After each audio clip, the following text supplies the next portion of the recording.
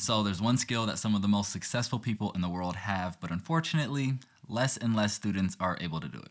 That skill is focus, and as terribly cliche and simple as that sounds, how many of you are able to read more than a paragraph of text without getting distracted, or watch more than 10 minutes of a Zoom lecture before you're watching the back of your eyelids? Being able to stay focused while working is at the root of achievement in any field, and is particularly important as a student. The best students are the ones who pursue what author Cal Newport famously termed deep work, which is defined as focused, uninterrupted, and undistracted work on a task that pushes your cognitive abilities. In this video, we're going to talk about the importance of deep work, why it's so challenging in today's world, and some tangible tips that you can use to incorporate deep work in your own lives. You can find timestamps to these topics in the description below, but I do recommend watching from beginning to end to get a strong grasp on this topic. If you're new here, my name is J.R. Smith. I'm a medical student at the Mayo Clinic, and I'm committed to growth as a student and most importantly as a person, and I want to do that with you guys. So getting good at anything really requires focus and deliberate practice.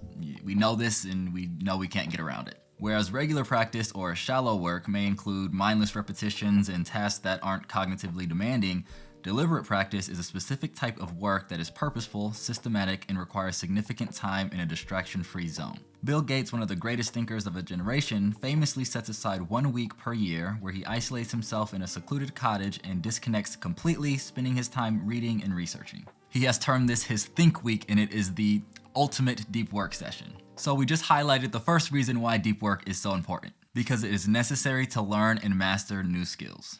As a student, there will undoubtedly be confusing concepts that we come across or topics in our learning that require a lot of work to grasp. And as much as we'd like to be able to master these things while simultaneously scrolling through Instagram and watching TV, it doesn't really work that way. We've spent the last couple of years doing meetings, class, and really everything else virtually through Zoom, which means we've probably spent that time trying to simultaneously do other things, and at this point it's borderline impossible to actually focus. Now, the other reason deep work is important is that it gives us the chance to apply the skills or knowledge that we're mastering. Jiro Ono, a chef and owner of arguably the world's most famous sushi restaurant in Tokyo, is not only famous for how he has perfected the art of making sushi, but he's also known for the deep work he requires from his apprentices. Each apprentice must master a single part of the sushi making process at a time, from using the knife to cutting and cleaning the fish and so on, until they eventually perfect every aspect of the process. There's one story of an apprentice who trained under Jiro for over 10 years before being allowed just to cook eggs. But once you actually learn a skill which required that deep work to actually learn, you have to do something meaningful with it, which, again, is going to require that deep work. You can think about first utilizing focus to learn a topic, and then taking the test on that topic is applying that knowledge, which again requires focus. Focus is at the root of both learning and application, and sometimes we can feel like we've been productive based on the amount of time we spend doing something, regardless of if we spent that time focused or not. If you spend 8 hours studying but you're distracted half the time, the amount of high quality work that is actually produced will be far less than 8 hours. And this is how some students are able to study for a fraction of the time and get the same or even better results. It's because they are doing high quality work, which we can define as time spent multiplied by intensity of focus. Focus is what saves you time in the learning phase while improving your results in the application phase. So clearly, focused deep work is helpful, but just as clearly, it's much easier said than done. In modern society, we are bombarded with constant distractions, from text messages or DMs interrupting our workflow to the addictive quality of social media that seemingly owns our attention throughout the day. Even though we know how important focus is, most of us have been programmed to be distracted. But the good news is we can actually undo this programming with a few techniques that will make it that much easier to accomplish deep work and actually improve our ability to focus. The first thing that we can do is actually plan out our time for deep work.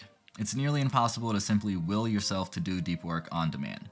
What's more effective is to approach deep work with structure, habit, and discipline.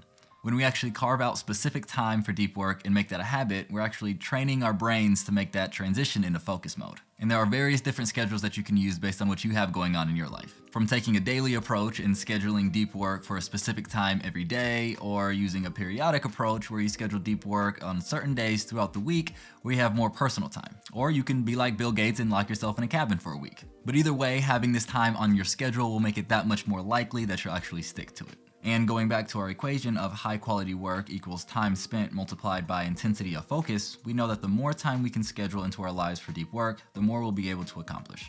Now there's a second part of planning your day, and this actually works on your capacity to focus, or the second half of the high quality work equation. And this actually is planning time for your distractions. The purpose of this is to begin removing the distracted programming that's in our minds. Many of us are so uncomfortable being bored, and at this point are hardwired to check notifications or aimlessly scroll through Instagram at the hint of boredom. I mean, it's almost like you physically can't get your mind off social media. I don't have the problem. You have the problem. I'm here for the same reason you is, man. But in all reality, I think we all have a problem with our phones, emails, and the electronic devices that we have in our life, and there is a clear consequence to our focus. So just as we schedule time for our deep work, we can also schedule time that we choose to be on social media or check our emails. And the time in between, we can just be present and give our mind time to reprogram back to the focused and sharp supercomputers that our minds were meant to be. When we're always filling these low stimulating moments with something to stimulate us, we're depleting our brain's ability to tolerate boredom. And when that's the case, even when we do set aside time for deep work, we can't actually get anything done because our brain's focus muscles are weak. Now, the second thing that we can do is build our deep work environment. Designating a focused space where you go to only do deep work will cement the habit of deep work that much more strongly. In Atomic Habits, James Clear discusses how we can use environmental cues to trigger desirable behavior. If you're like me, that may include listening to some lo-fi hip-hop beats, turning the fireplace on, and wrapping up in a blanket. I live in Minnesota, so what do you expect? But whatever you do for your deep work environment, there are a few key things to keep in mind. You want your environment to be clean and organized because it's hard to have a focused mind in a messy environment, and you want this space to be distraction-free. So, as painful as it may be, close your email and put your phone out of sight. The final thing that we can do to help train focus and our ability to do deep work is define metrics of success. For example, if you're studying, you may set a goal to do 200 Anki cards every 30 minutes. And then every 30 minutes, you check your progress. In How to Stop Worrying and Start Living, Dale Carnegie says that setting small goals makes work like an enjoyable game and prevents you from zoning out.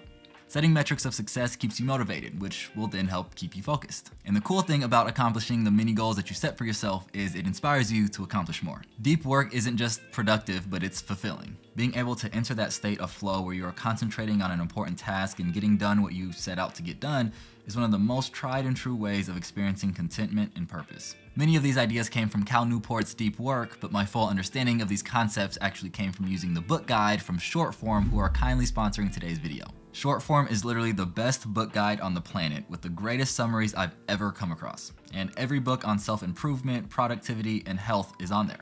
Literally all of my favorite books. And just like there's new books coming out every week, there's new book guides coming out every week. One of the things I like most about Shortform is they have a one-page summary of the book where I can get the nitty-gritty, but they also have full book guides where they break things down chapter by chapter and follow these chapters with exercises to drive home your understanding. If you want to remember key concepts from a book you've read or want a sneak peek into a book that you're considering reading, you won't find a resource any better than Shortform. And honestly, among all the subscriptions that I have, this one is by far adding the most value to my life. Like, if we're really getting honest with ourselves, if we can have a subscription to Netflix to binge watch our favorite TV shows, we can at least balance that out with a subscription to read and learn. So if you're interested and you want to check out the book summary for Deep Work and any of your other favorite books, check out the link in the description and you'll save 20% on your annual subscription to Shortform. But I hope that you all enjoyed this video, and I hope you're able to find ways to improve your focus and incorporate deep work in your lives. It's that much harder nowadays, but that just means it's that much more valuable. If you did enjoy this video, make sure to hit that like button and subscribe if you haven't yet. And as always, keep evolving, and I'll see you guys in the next one.